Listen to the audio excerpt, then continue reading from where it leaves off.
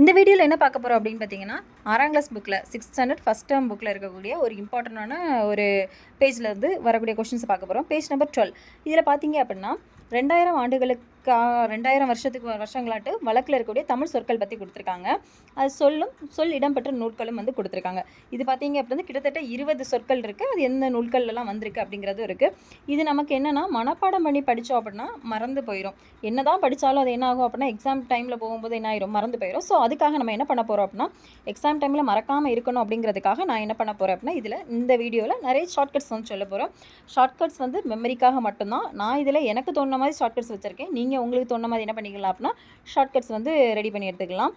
இப்போ இதில் பார்த்தீங்க அப்படின்னா எப்படி கொஷின் வரலாம் அப்படின்னா, இப்போ வேளாண்மை அப்படிங்கிற சொல் எந்த நூல்லேருந்து எடுக்கப்பட்டது அப்படின்னு சொல்லி கொஷின் வரலாம்.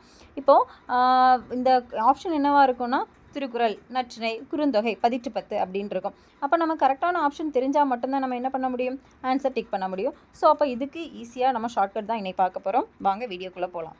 ஃபஸ்ட்டு வார்த்தை பாருங்கள், வேளாண்மை. வேளாண்மை அப்படிங்கிற சொல் எந்த நூல்லேருந்து இடம்பெற்றிருக்கு அப்படின்னு சொல்லி கொஸ்டின் வரலாம். ஸோ இதுக்கு என்ன ஷார்ட்கட் அப்படின்னு பார்த்தீங்கன்னா, திரு அப்படிங்கிற வேளாண்மை பண்ணும்போது என்ன பண்ணுறான்னா களி சாப்பிட்றான். இது திரு அப்படிங்கிறது, அதாவது திரு அப்படிங்கிற வேளாண்மை பண்ணும்போது களி சாப்பிட்றான் அப்படின்னு சொல்லிட்டு ஒரு 2-3 நேரம் நம்ம சொல்லி பார்த்தோம் அப்படின்னா ஞாபகம் வந்துடும். திரு அப்படிங்கிறது திருக்குறளை சொல்லுது. வேளாண்மை அப்படிங்கிறது நம்ம என்ன சொல்லிக்கலாம், விவசாயம் அப்படின்னு ஞாபகம் வச்சுக்கலாம். திரு அப்படிங்கிற விவசாயம் பண்ணும்போது களி சாப்பிட்றான். நார்மலி விவசாயிகள் என்ன பண்ணுவாங்க, களி சாப்பிட்றது அவங்களால பிடிக்கல. ஸோ அப்படி ஞாபகம் வச்சுப்போம். திரு அப்படிங்கிறது திருக்குறளை மீன் பண்ணும், களி அப்படிங்கிறது கலித்தொகையை மீன் பண்ணும். ஓகேவா? அப்போ வேளாண்மை அப்படிங்கிற சொல் இடம்பெற்ற நூட்கள் கலித்தொகை, திருக்குறள். கூட சொல்கிறேன், திரு அப்படிங்கிறவன் வேளாண்மை பண்ணும்போது களி சாப்பிட்றான். திரு அப்படிங்கிறது திருக்குறளை மீன் பண்ணும், களி அப்படிங்கிறது கலித்தொகையை மீன் பண்ணும். ஸோ அடுத்து பாருங்கள், செகண்ட் கொஷின். செகண்ட் இருக்கிறது உழவர் அப்படிங்கிற சொல் எந்த நூலில் வரும். உழவர் வந்து நற்றிணை அப்படிங்கிற நூலில் வரக்கூடியது. இது எப்படி ஷார்ட்கட் வச்சுக்கலாம், நல்ல உழவர். இது நல்ல அப்படிங்கிறது வந்தாலே நற்றிணை அப்படின்னு ஞாபகம். நான் இந்த ஷார்ட்கட், நான் இதில் எழுதியிருக்க ஷார்ட்கட்ஸ் எல்லாமே நல்ல அப்படிங்கிறது நற்றிணையை மீன் பண்ணுற மாதிரி இருக்கும். ஸோ நல்ல உழவர், உழவர்கள் எல்லாருமே நல்லவங்க தானே. ஸோ நல்ல உழவர், நல்ல அப்படிங்கிறது நற்றிணையை மீன் பண்ணக்கூடியது. ஸோ அப்போ உழவர் அப்படிங்கிற சொல் எந்த நூட்களில் வந்திருக்கு அப்படின்னா நற்றிணையில் மட்டும்தான் வந்திருக்கு. நெக்ஸ்ட் பாருங்கள், பாம்பு அப்படிங்கிற சொல் இடம்பெற்ற நூல் எது அப்படின்னா ஆன்சர் வந்து குறுந்தொகை தான். எப்படி ஷார்ட்கட் வச்சுக்கலாம் அப்படின்னா, குட்டி அப்படின்னு நான் ஏதாவது ஷார்ட்கட் வச்சுருந்தேன் அப்படின்னாலே குட்டி அப்படின்னாலே குறுந்தொகை, குறுந்தொகை சின்ன தொகை அப்படிங்கிறத வச்சுக்கலாம். ஸோ குட்டி அப்படின்னாலே குறுந்தொகை. அப்போ ஷார்ட்கட் நான் என்ன வச்சுருக்கேன்னா குட்டி பாம்பு. ஓகேவா? குட்டி பாம்பு தான் இதோட ஷார்ட்கட். குட்டி அப்படின்னா குறுந்தொகை மீன் பண்ணும். அப்போ பாம்பு அப்படிங்கிற சொல் இடம்பெற்ற நூல் எது அப்படின்னா குறுந்தொகை அப்படின்னு நம்ம கன்ஃபியூஷன் இல்லாமல் என்ன பண்ணிக்கலாம் அப்படின்னா ஆன்சர் பண்ணுற மாதிரி இருக்கும்.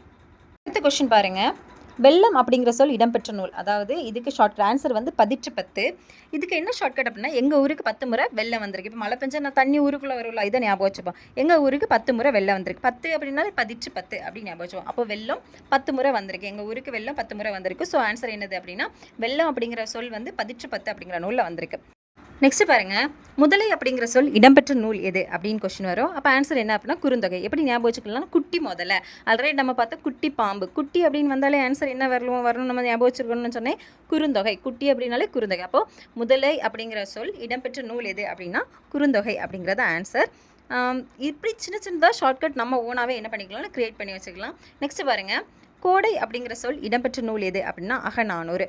இதுக்கு என்ன ஷார்ட்கட் நான் வச்சுருக்கேன் அப்படின்னா, கோடையில் வீட்டுக்குள்ளேயே நம்ம என்ன இருக்கணும், வெளியே வந்தால் ஸ்கின் அலர்ஜியெல்லாம் வரும். அப்போ கோடை அப்படின்னா வீட்டுக்குள்ளே இருக்கணும். உள்ள அப்படிங்கிறது எதோ சொல்லலாம், அகம். உள்ள அப்படின்னால அகம் நானூறு. ஓகேவா?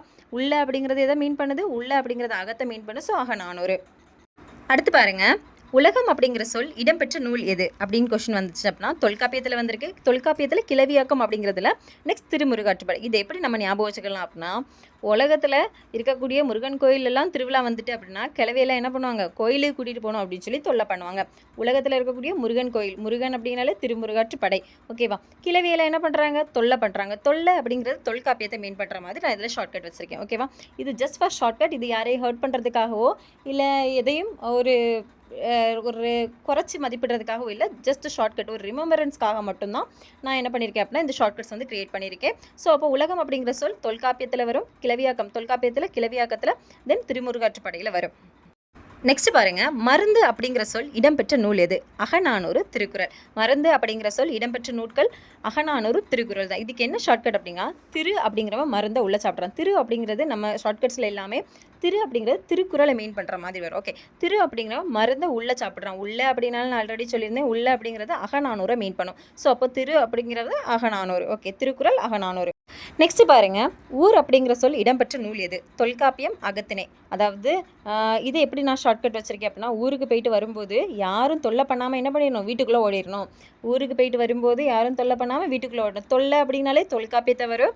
அப்புறம் உள்ளே போகணும் அப்படின்னாலே அகநானூறு நான் சொல்லிடுறேன், அப்படி தானே? இதில் ஊர் வந்திருக்கனால நான் என்ன பண்ணுறேன் அப்படின்னா, நானூறுக்கு பதிலாக அகத்திணையை கொண்டு வரேன். ஓகேவா? ஸோ அப்போ ஊர் அப்படிங்கிற சொல் இடம்பெற்ற நூல் தொல்காப்பியம், அகத்திணை. ஊருக்கு போயிட்டு வரும்போது யாரும் தொல்லை பண்ணாமல் என்ன பண்ணிடணும், வீட்டுக்குள்ளே ஓடிடணும்.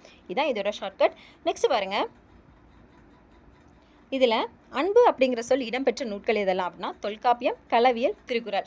இதாவது இது எப்படி ஞாபகம் வச்சுக்கலாம், திரு அப்படிங்கிறவன் களவு பண்ணிட்டு இருக்கான், அவனை அன்பால் தொல்லை பண்ணி திருத்துறாங்க. ஓகேவா? திரு அப்படிங்கிறவன் களவு பண்ணுறான், அவனை அன்பால் தொல்லை பண்ணி திருத்துறாங்க. திரு அப்படின்னா திருக்குறளை மீன் பண்ணும். தொல்லை பண்ணி என்ன பண்ணுறாங்க, தொல்லை அப்படிங்கிறது திருக்குறள், அன்பால் திருத்துறாங்க. அன்பு. ஓகேவா? அடுத்துள்ளது பாருங்க, உயிர் அப்படிங்கிற சொல் இடம்பெற்ற நூட்கள் தொல்காப்பியம், கிளவியாக்கம், திருக்குறள். இதுக்கு என்ன ஷார்ட்கட் அப்படின்னா, திரு அப்படிங்கிறவனை கிளவி வந்து தொல்லை பண்ணுறாங்க. அப்போ கிளவி தொல்லை பண்ணுறதுனால திரு என்ன சொல்கிறான் அப்படின்னா, உயிரை எடுக்காத அப்படின்னு சொல்கிறான். திரு அப்படிங்கிறவனை கிளவி தொல்லை பண்ணுறாங்க. ஸோ அப்போ அவன் என்ன சொல்கிறான், உயிரை எடுக்காத அப்படின்னு. திருனா திருக்குறள், கிளவியாக்கம். நெக்ஸ்ட் தொல்லை பண்ணுறாங்க அப்படின்னாலே என்னது, தொல்காப்பியம். உயிர் அப்படிங்கிறது என்னது, சொல். உயிர் அப்படிங்கிற சொல் இந்த இடத்துல வந்திருக்கு. ஓகேவா? நெக்ஸ்ட் அடுத்து பாருங்கள், மகிழ்ச்சி அப்படிங்கிற சொல் இடம்பெற்ற நூல் தொல்காப்பியம், கற்பியல், திருக்குறள். மகிழ்ச்சி அப்படிங்கிற சொல் இடம்பெற்ற நூல் தொல்காப்பியம், கற்பியல், திருக்குறள். இது என்ன ஷார்ட்கட் வச்சுக்கலாம் அப்படின்னா, திரு அப்படிங்கிறவன் தொல்காப்பியம் படிக்கும்போது மகிழ்ச்சி உண்டாகுது, கற்பு அப்படியே வருது. அதாவது அதை தொல்காப்பியம் படிக்கும்போதே என்ன ஆகுது, நிறைய கற்பை பற்றி தெரிகிற மாதிரி இருக்குது அப்படின்னு சொல்லலாம். திரு அப்படிங்கிறவன் தொல்காப்பியம் படிக்கும்போது நல்லா மகிழ்ச்சியாட்டும் கற்பை பற்றி தெரியுது அப்படின்னு சொல்கிறான். இது ஷார்ட்கட்டுக்காக. ஓகே, நெக்ஸ்ட் பாருங்கள், மீன் அப்படிங்கிற சொல் இடம்பெற்ற நூல் குறுந்தொகை. நான் ஆல்ரெடி சொல்லியிருந்தேன், குட்டி அப்படின்னு வந்தாலே என்னது, குறுந்தொகை. இதுக்கு ஷார்ட்கட் என்ன அப்படின்னா, குட்டி மீன். இதுக்கு முன்னாடி நம்ம பார்த்துருக்கோம், பாம்பு அப்படிங்கிறது பார்த்தோம். பாம்பு அப்படின்னா குட்டி பாம்பு, குட்டி அப்படின்னாலே குறுந்தொகை மீன் பண்ணும். அது இன்னொன்று பார்த்துருந்தோம், என்னது அப்படின்னா யாருக்கா ஞாபகம் இருக்கா, முதலை.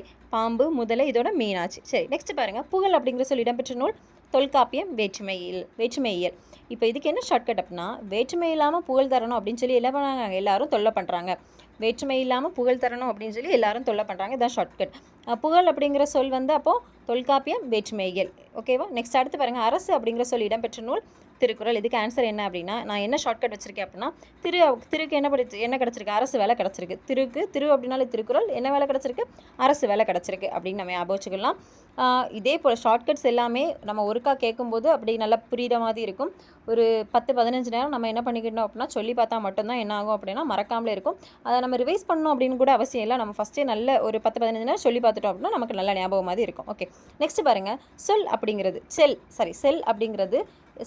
சொல் எந்த இதுலேருந்து வந்திருக்கு, அப்படி எந்த நூட்கள்லேருந்து வந்திருக்கு அப்படின்னா, தொல்காப்பியம், புறத்திணை. இது எப்படி ஞாபகம் வச்சுக்கலாம் அப்படின்னா, என்ன ஷார்ட்கட் நான் வைக்கிறேன் அப்படின்னா, வெளியில் நின்று சொல்லித்தொலை அப்படின்னு சொல்லுவாங்க. வெளியில் நின்று சொல்லித்தொலை. வெளி அப்படின்னால என்ன, புறத்திணை அப்படின்னு ஞாபகம் வச்சுப்போம். வெளியில் நின்று சொல்லித்தொலை அப்படின்னு சொல்லுவாங்க. வெளியில் அப்படின்னா புறத்திணை, சொல்லித்தொலை அப்படின்னு சொல்லி இருந்தது தொல்காப்பியத்தை சொல் அப்படின்னு. ஓகே. நெக்ஸ்ட் அடுத்து பாருங்கள், செய் அப்படிங்கிற சொல் இடம்பெற்ற நூல் எது அப்படின்னா, ஆன்சர் வந்து குறுந்தொகை. இது எப்படி ஞாபகம் வச்சுக்கலாம், செய்கிறது குட்டி வேலை, நீயே செய்கிறது என்னது, ரொம்ப குட்டியான வேலை. குட்டி அப்படின்னால இதை மீன் பண்ணணும்னு சொல்லியிருந்தோம், குறுந்தொகையை மீன் பண்ணணும் அப்படின்னு சொல்லியிருந்தோம். அப்போ செய்கிறது குட்டி வேலை. செய் அப்படிங்கிற வார்த்தை எந்த நூலில் வந்திருக்கு அப்படின்னா, குறுந்தொகை நூட்களில் வந்திருக்கு. இதுக்கு முன்னாடியும் குட்டி வச்சு நம்ம 2-3 ஷார்ட்கட் பார்த்தோம். என்னெல்லாம் அப்படின்னு சொல்லி யோசிச்சு பாருங்கள். நெக்ஸ்ட் பாருங்கள், பார் அப்படிங்கிற சொல் இடம்பெற்ற நூல் எது அப்படின்னா, பெரும்பானாற்றுப்படை. பார் அப்படிங்கிற சொல் இடம்பெற்ற நூல் பெரும்பானாற்றுப்படை. இதுக்கு ஷார்ட்கட் என்ன அப்படின்னா, பாரு பெரிய பானைப்பாரு அப்படின்னு ஒரு நம்ம ஷார்ட்கட் வச்சுக்கலாம். பெரிய பானைப்பார், பெரும்பானாற்றுப்படை. ஓகேவா? இது பெரிய பானைப்பார் அப்படின்னா பெரும்பானாற்றுப்படை, பார் வந்து பெரும்பானாற்றுப்படை அப்படின்னு ஞாபகம் வச்சுப்போம். நெக்ஸ்ட் பாருங்கள், ஒளி அப்படிங்கிற சொல் இடம்பெற்ற நூல் எது அப்படின்னா, தொல்காப்பியம், கிளவியாக்கம். ஒளி அப்படிங்கிற சொல் வந்து இடம்பெற்ற நூல் தொல்காப்பியம், கிளவியாக்கம். இதுக்கு என்ன ஷார்ட்கட் நான் வச்சுருக்கேன் அப்படின்னா, கிளவி வந்து தொல்லை பண்ணிகிட்டே இருக்கனா ஒளிஞ்சுப்போ அப்படின்னு சொல்கிறாங்க. கிளவி தொல்லை பண்ணிகிட்டு இருக்கிறனால ஒளிஞ்சுப்போ அப்படின்னு சொல்கிறாங்க. கிளவி, தொல்லை, ஒளி. ஓகேவா? அப்போ கிளவியாக்கம், தொல்லை அப்படிங்கிறது தொல்காப்பியத்தை மீன் பண்ணும், ஒளி அப்படிங்கிறது ஒளிஞ்சுப்போ அப்படின்னு நம்ம சொல்கிறோம். ஷார்ட்கட்டுக்காக மட்டும்தான். உங்களுக்கு இதை விட ஈஸியான ஷார்ட்கட் தெரிஞ்சது அப்படின்னா நீங்கள் என்ன பண்ணிக்கலாம், நீங்கள் ஓனாகவே ஷார்ட்கட் க்ரியேட் பண்ணி படிக்கலாம். நெக்ஸ்ட் அடுத்து பாருங்கள், அடுத்த கொஸ்டின், முடி அப்படிங்கிற சொல் இடம்பெற்ற நூல் எது அப்படின்னா, தொல்காப்பியம், வினையியல். இதுக்கு என்ன ஷார்ட்கட் வைக்கலாம் அப்படின்னா, தொல்காப்பியம் வந்து லாஸ்ட் வினையில் முடிஞ்சிட்டு அப்படின்னு யாராச்சும் சொல்கிறாங்க. ஒரு ஆள் வந்து என்னது தொல்காப்பியம் வந்து வினையில் முடிஞ்சிட்டு அப்படின்னு சொல்கிறாங்க. தொல்காப்பியம் வினையியல் முடிந்தது அப்படிங்கிறது முடிய நம்ம மீன் பண்ணி வச்சுக்கலாம். ஓகேவா?